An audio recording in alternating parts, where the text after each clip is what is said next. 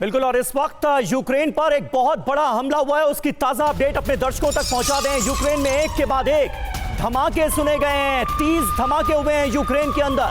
Ukraine के किरोवोरोड में भी भीषण हमला अंजाम दिया गया है। तस्वीरें आपको दिखाएंगे। यूक्रेन पर बैक टू बैक अटैक हो रहे हैं। ड्रोन हमले में एक बच्चा समेत 8 लोग घायल हुए हैं। जी हां, एक बच्चा भी घायल हुआ है। इस हमले में 8 लोग घायल बताए जा रहे हैं इस ड्रोन अटैक में।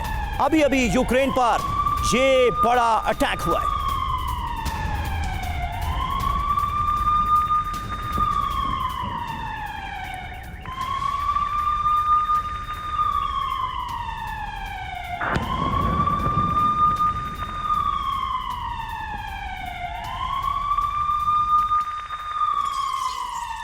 और एक और बड़ी खबर है, किरोवोरोड में रूस की भीषण ड्रोन स्ट्राइक हुई है। किरोवोरोड में रूस के हमले के बाद भारी विध्वंस की खबर है।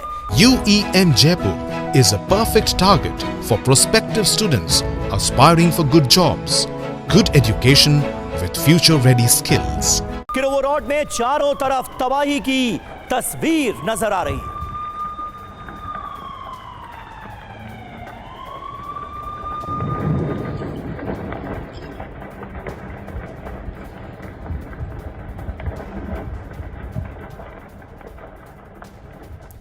तो किस तरह से देखिए, किरोवोरोड में सभी ट्रेनें रद्द कर दी गई हैं। रूसी हमलों के बाद रेल सेवा ठप हो गई है। यूक्रेन के किरोवोरोड में रूस ने ये बड़ा अटैक किया है। ये ऐसे समय में हो रहे हैं अटैक यूक्रेन पर जो थम नहीं रहे हैं, तब जबकि दूसरी तरफ अमेरिका और रूस के बीच बात हो रही है, अमेरिका और यूक्रेन के बीच बात हो रही है शांति स्थापित करने को लेकर, लेकिन शांति होती हुई दिखाई नहीं दे रही है। हमले लगातार जारी हैं। देखिए किस तरह के हमले किए गए हैं। 30 हमले हुए हैं, जिसमें किरोवोरोड में जिस तरह से हमला हुआ उसके बाद ट्रेन सेवाओं को भी रोका गया है। ट्रेन सेवाएं ठप हो गई हैं। देखिए हम 3 तस्वीरें आपको दिखा रहे हैं, किस तरह से कैमरे में कैद हुई है तबाही की तस्वीर। अभी अभी यूक्रेन पर बहुत बड़ा हमला हुआ है। रूसी हमलों के बाद दहला है यूक्रेन। 30 हमले बताया जा रहा है कि हुए हैं। ये भी ऐसे समय में तब जबकि कल ही ट्रंप और ज़ेलेंस्की के बीच ये बातचीत हुई है कि कैसे सीज फायर की तरफ आगे बढ़ा जाएगा, पहला कदम क्या उठाया जाएगा, जिसमें पहला कदम ये होगा कि यूक्रेन की तरफ से इस बात को कहा गया ज़ेलेंस्की के द्वारा कि वो एनर्जी इंफ्रास्ट्रक्चर पर हमला नहीं करेंगे, रोड ट्रांसपोर्ट पर हमला नहीं करेंगे। लेकिन उसके बावजूद यूक्रेन में 30 हमले हुए हैं और लगातार यूक्रेन दहल रहा है। रूस किसी भी तरह से जो दबाव बना रहा है, जो हमले कर रहा है युद्ध के मैदान में, उससे पीछे हटते हुए दिखाई नहीं दे रहा है।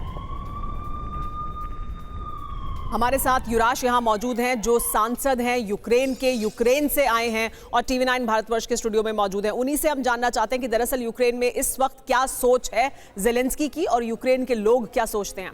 युवराज, a very important question that Manish also asked is, what are the options that Zelensky has right now? What are the options that Ukraine has right now in the given scenario where President Trump wants that the ceasefire should come into action, this war should stop, Putin is not willing to give any more guarantees. What are the options that Ukraine has? We see that Russia reneges on all its promises. We see that Russia kills. We will fight as we fought throughout all this time. I mean, the desire for peace is ever present in Ukraine. And again, we wish nothing more than that peace. But again, Putin has shown very clearly that agreements with Russia is not worth the paper they are signed on. And by his attacks last night, he's showing that once again. And we will continue to fight if need be. We'll continue defending ourselves if need be. So, but President Trump is very keen on going ahead with the plan that the ceasefire should come into action, this war should stop. Then would Zelensky defy America? By no means. Zelensky in the meeting in the White House was very clearly repeating fundamental points there. We always wanted peace. But for us, it is very clear that Russia doesn't respect what it signs. The pieces of paper signed with Russia are not exactly something you can rely on. And when Russia reinvades Ukraine again, we need to have something more than a piece of paper, because Russia is not to be trusted. Yuvraj, so you are saying that Zelensky and Ukraine are of the opinion that they would keep fighting because you do not trust Russia at all.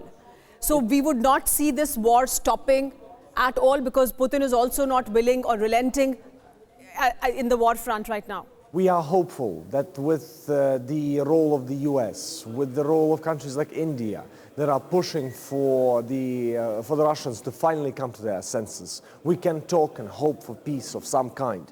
But again, we see that Russia is not taking it seriously, attacking our country, killing our people, day in and day out. So we hope for the best, but prepare for the worst. तो युवराज जो बता रहे हैं, युवराज जो कह रहे हैं वो दरअसल ये कि यूक्रेन ये उम्मीद करता है कि अमेरिका की दखलंदाजी के साथ भारत जैसे देश जब इस पूरे मामले में अपना इंटरेस्ट दिखाते हैं, भारत में प्रधानमंत्री नरेंद्र मोदी लगातार ये कहते रहे हैं कि कैसे वो चाहते हैं कि शांति हो, तो भारत जैसे देश, अमेरिका जैसे देश जब और पूरी दुनिया के तमाम और देश इस पूरे मुद्दे पर सकारात्मक रुख रखेंगे, शांति की तरफ जाने का रास्ते को तलाशने की बात करेंगे, तो उससे यूक्रेन को उम्मीद है। रूस से उसे उम्मीद नहीं है। यूक्रेन को ये उम्मीद है कि दबाव बनाया जाएगा इन तमाम देशों के द्वारा रूस पर और तब किसी तरह से शांति की तरफ आगे बढ़ सकेंगे।